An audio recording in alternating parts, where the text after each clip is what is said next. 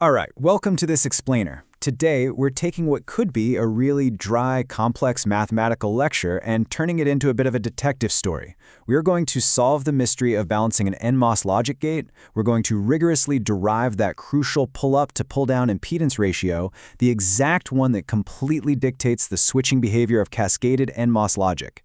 It's actually a really fascinating journey, taking us all the way from raw physical silicon straight to a beautifully elegant one-line mathematical formula. So, here's our master plan for the investigation. We'll kick things off with the nMOS imbalance problem, then meet our two competing current paths, find that switching equilibrium, check our operating regions, derive the final ratio, and finally, validate the whole circuit design. Let's get into it. Section 1. The nMOS imbalance problem. To really start our investigation, we need to understand the fundamental flaw in the machine right out of the gate. Think about the real-world scene of the crime here. These complex, almost microscopic city-like pathways are what physically shape the microchips running our entire modern lives. And inside these traces, when you have an nMOS inverter driven by another nMOS inverter, the pull-up and pull-down paths, they are not inherently balanced. They don't just naturally play nice with each other. We literally have to force them into harmony. And we do that using a very, very specific mathematical ratio. Now you might be wondering, why go through all this trouble? Why does getting this specific impedance ratio right actually matter so much to us as engineers? Why can't we just build the circuit, cross our fingers, and hope for the best? Well, it all comes down to the core problem of controlling four absolutely vital parameters. First up is the switching threshold, or VM. This is the exact voltage where the output decisively transitions from high to low. Second, we have the voltage transfer characteristic, the VTC, which dictates the shape, the steepness, and the symmetry of our entire transfer curve. Third are our noise margins. These essentially measure the gate's tolerance to input disturbances, like how much interference can it take before it accidentally flips a bit. And finally, drive strength, the ability to actually source or sink current. If you miscalculate this ratio, you severely shift your VM and absolutely wreck your noise margins, which, leads to total chip failure. No way around it. Moving on to Section 2, two competing current paths. Let's officially meet the competitors in this high-stakes engineering tug-of-war. These are the two prime suspects battling for total control of the output voltage. On one side, we've got the pull-up current. This acts as the load transistor.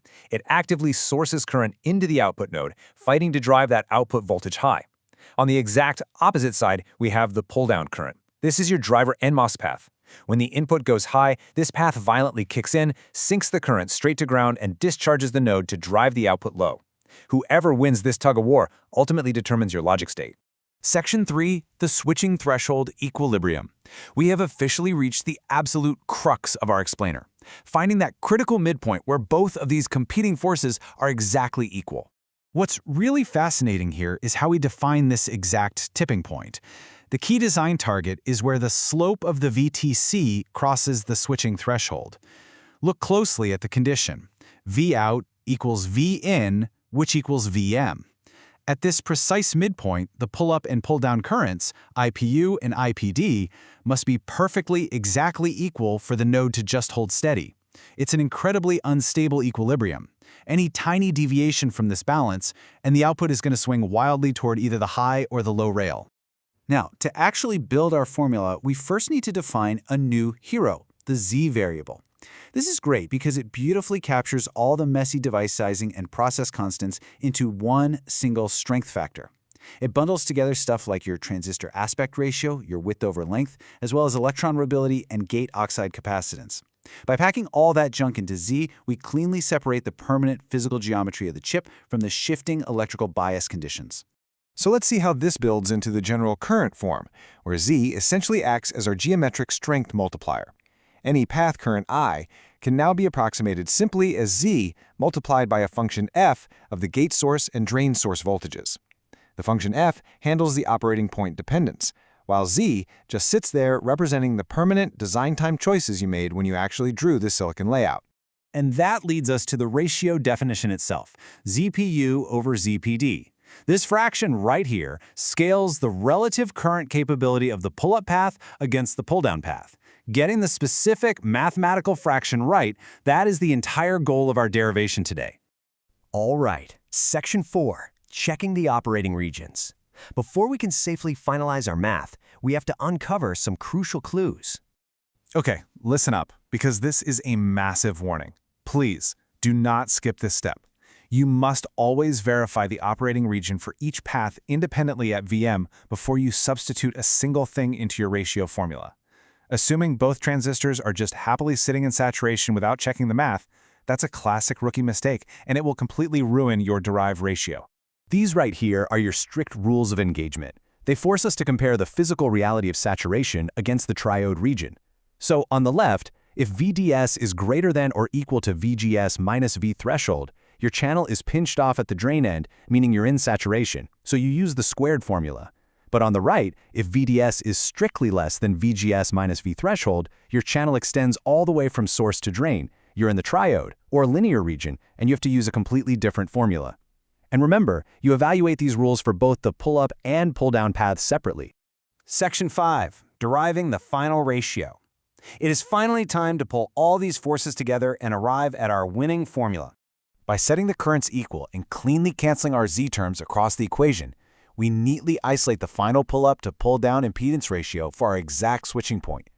Just look at how elegant that is. ZPU over ZPD equals the function of the pull-down path evaluated at VM divided by the function of the pull-up path evaluated at VM.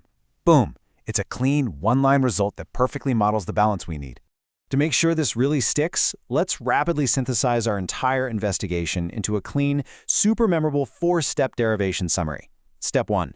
Compute your switching threshold Vm using that Vout equals Vn definition based on your circuit's specific biasing. Step 2.